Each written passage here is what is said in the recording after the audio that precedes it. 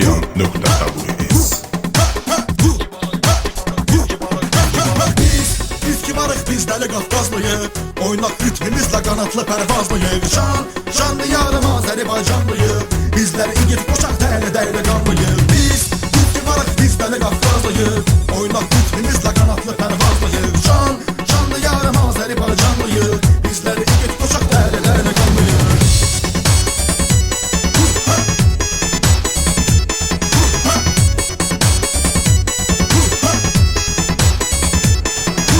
Salamlar olsun bütün Qafqazın ellərinə, eşq olsun bütün igid ərənlərinə, xalqlara, toplumlara, cəmi millətlərinə, mənsubam bu yerlərin Azəri türklərinə. Bizlər üçün yox qorca qəran cəsarətliyik, atılan ox kimicilik qudurətliyik. Bu odlar diyarı kimi qaynar hərarətliyik, qolumuzda gücümüz biz aslan biləklik.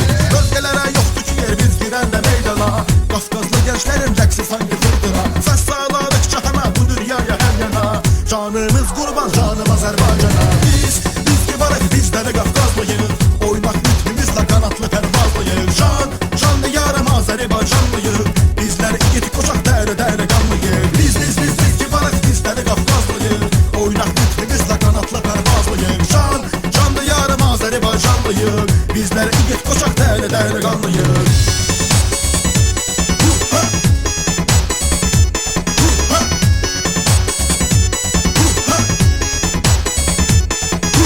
Bizlərə hər şeydən ocaq dağlı varımız, başımızın tacıdır namusumuz ağrımız. Hər işdə, hər əməldə tanrı olan yarımız, daha da çiçəkləmər bu şanlıdır yarımız. Canımızla bağlıyıq elə torpağa daşa, üç rəngli bayrağı saçmalı hər qarışa. Qoy eşitsin düşmən, qoy başa düşsün başa, hazırlıq hər an zəfər dolu savaşa. Bölgələrə yoxdur ki yer, biz girəndə meydana, Qafqazlı gençlərin rəqsi sanki fırtına. Səs sağladıqca həmə bu dünyaya hər yana, canımız qurban, canım Azərbaycana. Biz kibarıq, biz dəli Qafqazlıyıq.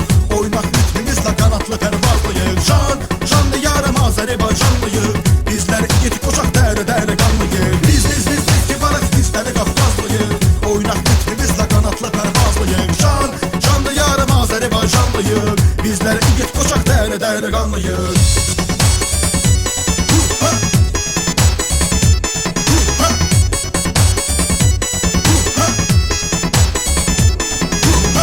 Tarixləri boyunca qoymuşuq Qafqaza, qara tufanlar söktürməz diz Qafqaza.